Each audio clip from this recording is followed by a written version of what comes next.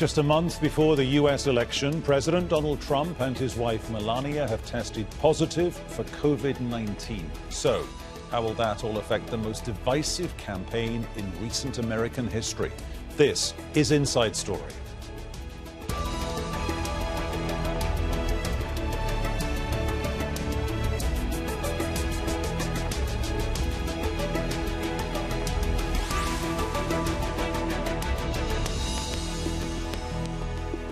Hello and welcome to the programme. I'm Peter Dobbie. Observers of American elections often talk about an October surprise, the unexpected event or revelation that reshapes the campaign into its final days. But few could have predicted the announcement that came early on Friday.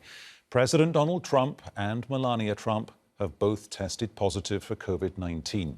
It followed news that Trump's top aide, Hicks, had contracted the virus the day before. We'll bring in our guests in a moment, but first, this report from Rob Reynolds. The news came in a late-night tweet from the White House. President Donald Trump wrote, "Tonight, the First Lady and I tested positive for COVID-19. We will begin our quarantine and recovery process immediately. We will get through this together." It is not known how, despite elaborate precautions and constant testing of White House officials, the White House press corps, and others in contact with Trump, the president contracted the virus. But earlier, one of Trump's top aides, Hicks, was confirmed to have tested positive. Hicks accompanied the president to the debate in Cleveland, Ohio on Tuesday. Trump phoned into a Fox television program earlier on Thursday and talked about Hicks having been exposed. It's a tough kind of a situation. It's a terrible thing.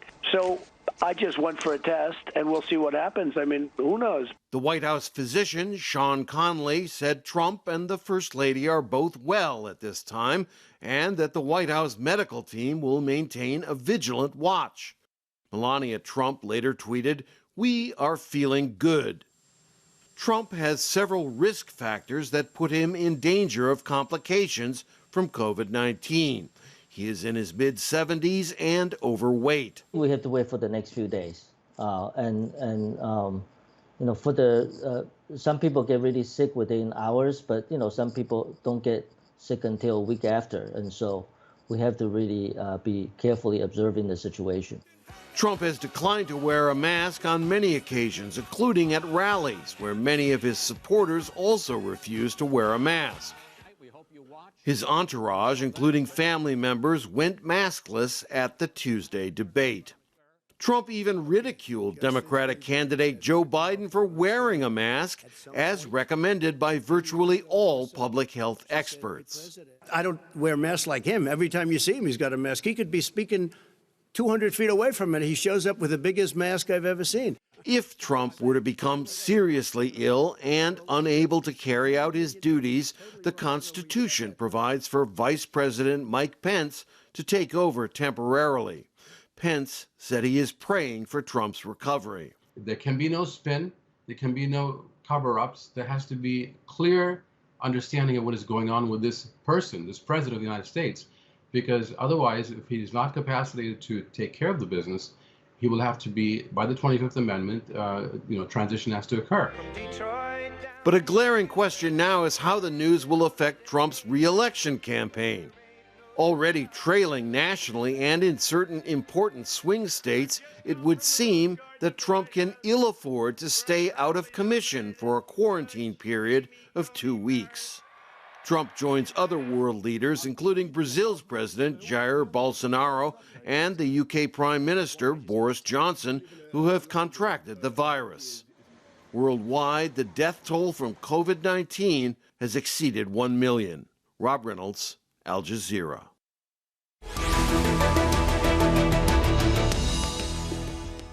Okay, let's introduce the panel today here on Inside Story. In Philadelphia, we've got Claire Finkelstein, Professor of Law and Philosophy at the University of Pennsylvania Law School. In Knoxville, Tennessee, we've got Jason Emert, Professor of International Law at Lincoln Memorial University. He's also a former chairman of the Young Republican National Federation. And from Essex in the UK, we've got Natasha Lindstaedt, Professor of US Government at the University of Essex. Welcome to you all. Claire, if I can come to you first. How important is totally see-through transparency on the part of the White House moving forward? It's very, very important because the White House needs to show that they are under control, that they are taking this seriously, that they care about the people who the president and the first lady and Hope Hicks may have infected.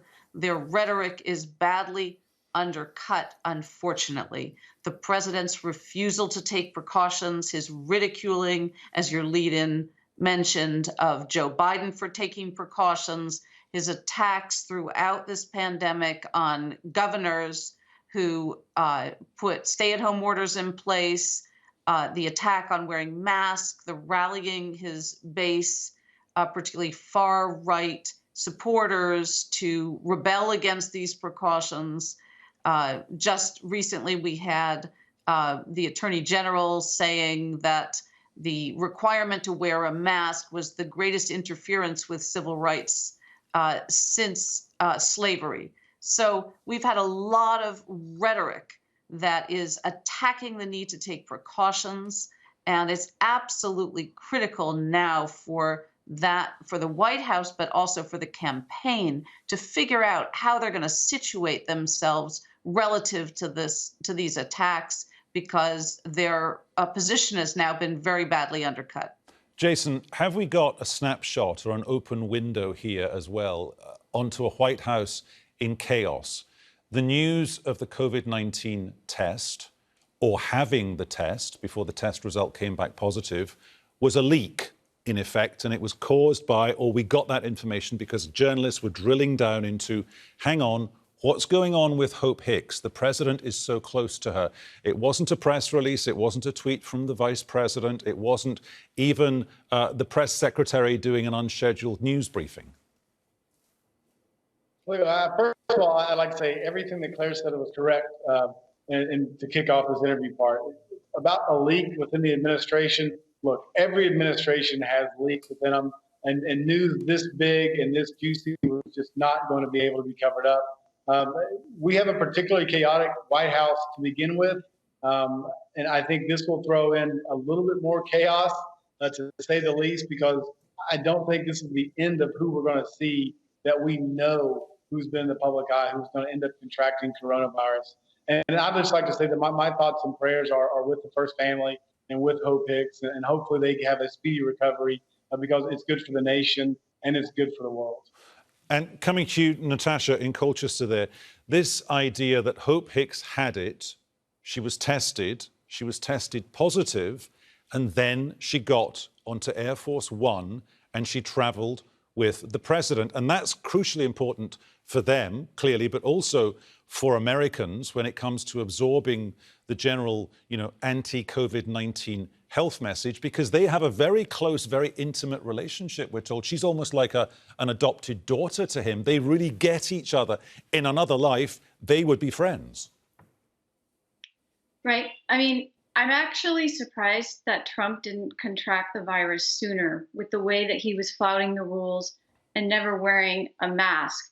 Now, it had been reported that there was constant testing going on of people that are around him, but he was exposed to a lot of people that had had the virus, whether it be Secret Service staff or his son's girlfriend. There were many people that had contracted the virus, and what had been reported was that he and the people that surround him were being more lax about things, weren't wearing masks, weren't taking protective measures. And so obviously he's going to contract it at some point. But this presents a problem for him, of course, because he's been trying to downplay the virus to the American public. He said many times, this is going to go away. It's just like the flu. This is no big deal. And as the report already mentioned, he was making fun of Joe Biden for wearing a mask. So he's going to have to really work on what kind of messages you want to send to the American public about this. Now, he's trying to project an image of strength, of course, and he doesn't want the campaign to be about the virus. This really puts a wrench in his campaign because he wants it to be about law and order, and that if Biden were elected, there's going to be total chaos. Instead, all we're focusing on is the virus, and this doesn't bode well for him, particularly because 40% of Americans, or only 40% of Americans, think that he's handling the crisis well. Jason, how does he go forward with the election campaign if this is the best case scenario and 2 weeks from now he comes out of lockdown, isolation, quarantine, he looks a bit peaky, he's lost some weight, he's a bit pale, but he's able to go to one of his rallies. He lives, eats and sleeps that kind of politics. That's his natural environment. Of course it is. But what if he can't do that? How does the election campaign move forward? You know, I think that's a great question. I think the supporters need those long rallies, and the president needs to be around his supporters. So first, these 2 weeks are going to be incredibly difficult, I think, for the campaign.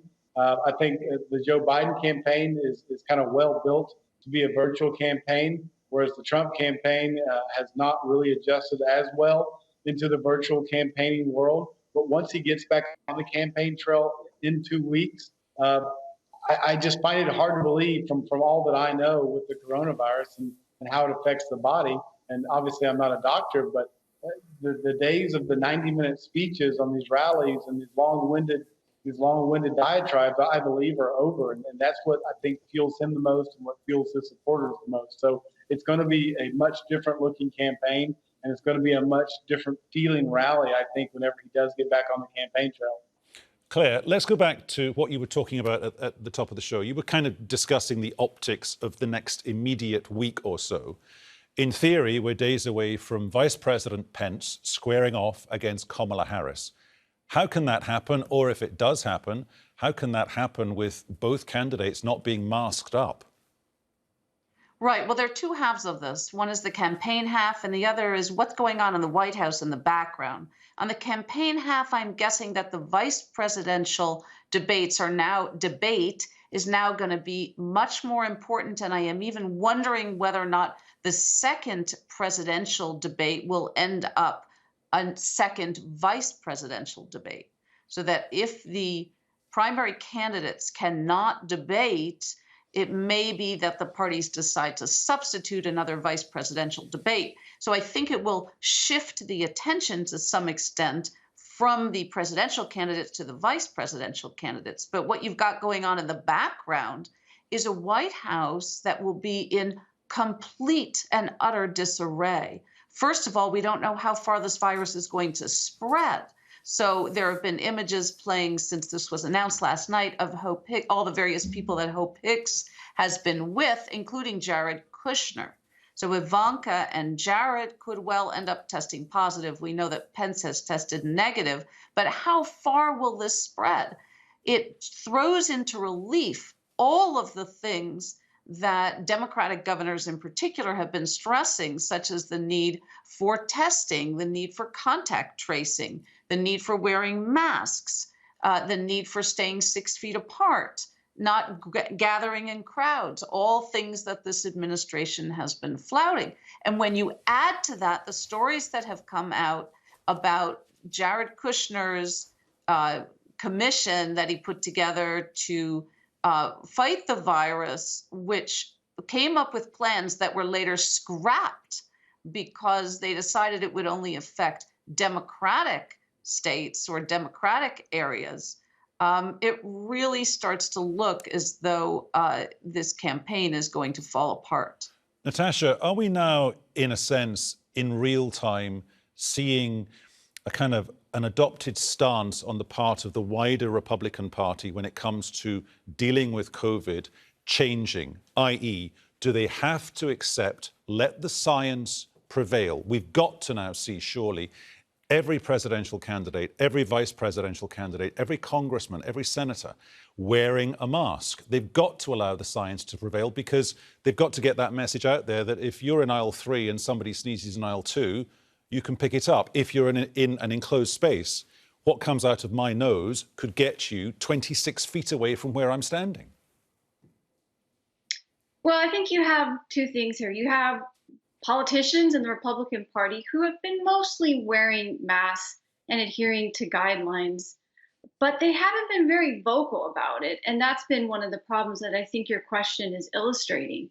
You have the Republican base, or those that are supporting Trump, and Trump has not encouraged people to wear masks. And you had Attorney General Barr, as had already been mentioned, acting like this was a huge violation of our civil rights, that we would have to be wearing masks and the like.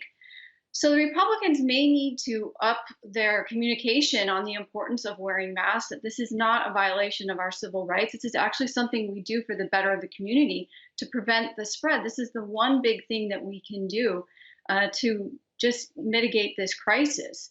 And then we may see more Republicans stepping up to do so. They just don't want to go against Trump. They are so incredibly loyal to him. And Trump's big message is this is no big deal. It's going to go away. Let's not take it that seriously. But we've seen with the tapes that Bob Woodward had recorded, he did know it was serious. He did know it was a problem. But he's very afraid of doing anything that would go against what his base's wishes are. And so we'll see. I think we're most likely going to have more Republicans coming out in support of mask wearing and the like.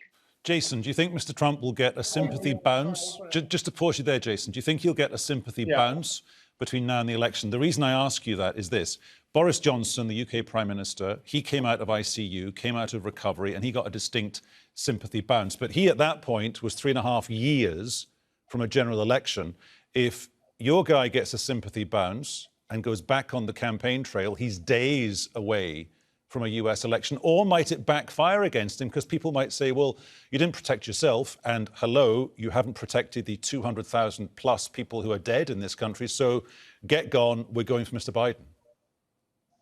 Well, let me first just say that I believe the Republican governor of my state, Bill Lee, has had a months-long campaign on the importance of wearing masks. I mean, he has gone so far as cutting commercials that play multiple times a day with him and other various leaders from across the political spectrum out wearing masks, and it really being an issue to promote as a public health and public safety, so we can get our businesses back open and operate in this new normal that we have to. So, I just want to point out that there are governors, and as well as the Mississippi governor as well, but the governor here in Tennessee, a Republican, has most certainly been pushing back on the anti-mask narrative. To the end of a sympathy bounce for President Trump, look, I don't see it. I think that he hasn't really engendered as much goodwill over his time in office that any opinion of him is going to change with his supporters. I think his base is his base, and those people will come out and support him. And I do think that he probably risks losing more voters in this than he actually gains. I don't see him as being an incredibly empathetic character for the American people, and so I don't see that being reciprocated. Claire, looking forward to November the 3rd and also, I guess, the inauguration. Now, correct me if I'm wrong here. In theory, an act of Congress can delay a US general election, but the president having to be either the incumbent again or replaced, that is set in stone. Whatever happens in January, it's either more Mr. Trump or it's the new guy, Mr. Biden, in the Oval Office. But the election itself could, in theory, be shunted forward. It could be, but I do not think this is going to happen. The debates can be moved. A lot of things can be moved, but this general election is not going to be moved. I think no matter what happens, think about the fact that there's already early voting going on all over the U.S. So voting is already taking place. We are simply too close to the election to delay it. If President Trump, God forbid, is deathly ill at that time, I still believe, especially given the fact that it appears that Vice President Pence has tested negative, so there is no continuity of government problem at the moment. I do think that voting would still take place.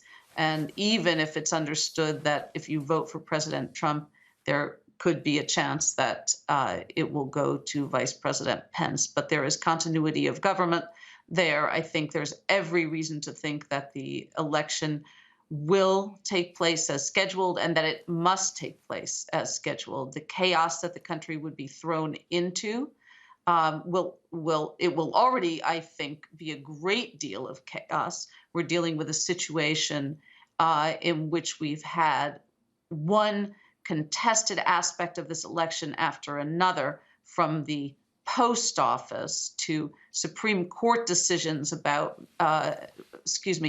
Wisconsin Supreme Court decisions on the mail-in ballots and absentee ballots, constant debate about how the election should take place, worries about security and foreign influence.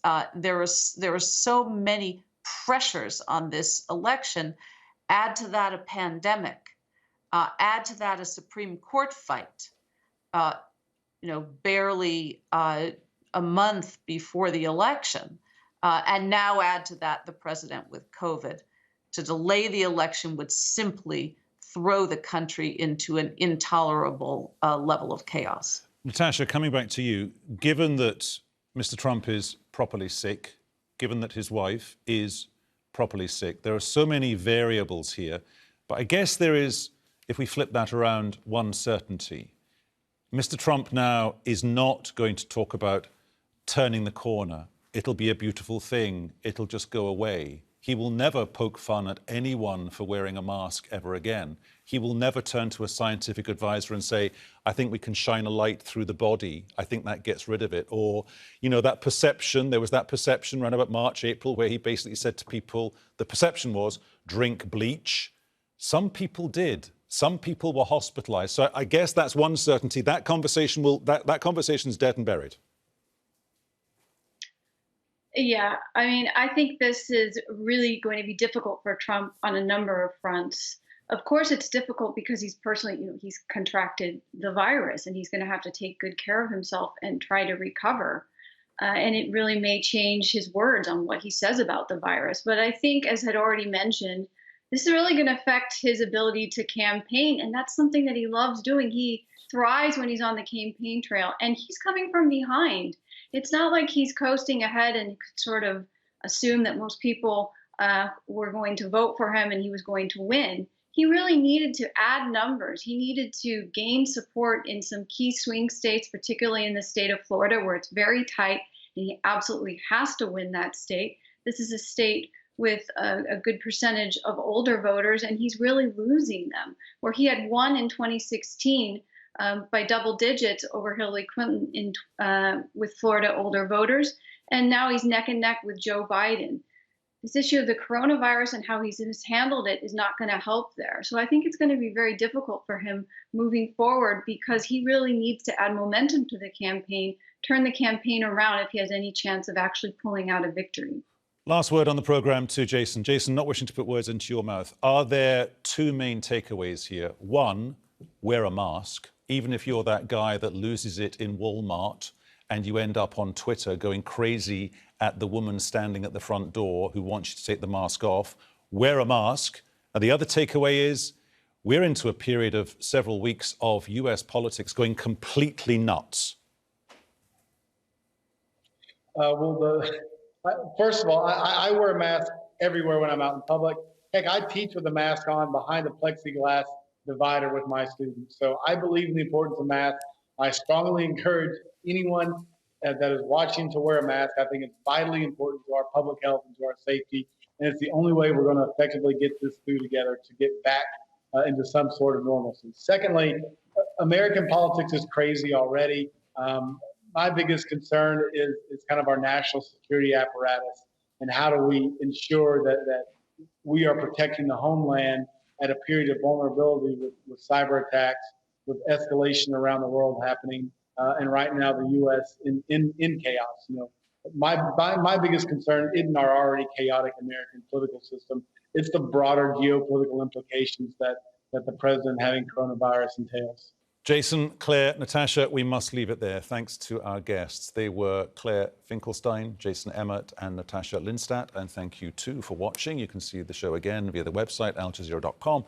And for further discussion, go to our Facebook page. That's facebook.com/AJ Inside Story. You can also join the conversation on Twitter @AJ Inside Story, or tweet me, I'll tweet you back. I'm @PeterDobbie1. From me, Peter Dobbie, and the team, thanks for watching. For the moment, bye-bye.